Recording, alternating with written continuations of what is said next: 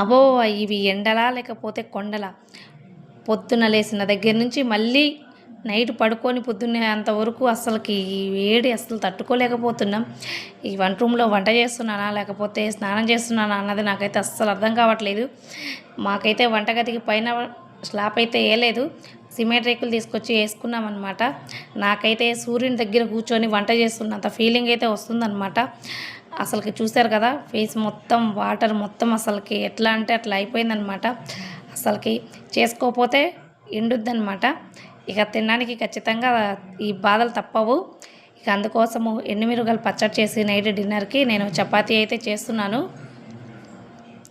చాలా బాగుంటుంది ఈ కాంబినేషన్. మధ్యాహ్నం చేసిన పాలకూర పప్పు ఉందన్నమాట. మీరు కూడా తప్పకుండా ఒకసారి ట్రై చేయండి. చపాతీలోకి ఎండుమిర్చి పచ్చడి చాలా అంటే చాలా బాగుంటుంది. చింతకాయ తొక్కు వేసి చేశానమాట. ఈ వీడియో మీకు నచ్చినట్లయితే like, share, comment, subscribe. Next వీడియోతో మళ్ళీ కలుద్దాం. Bye bye, good night.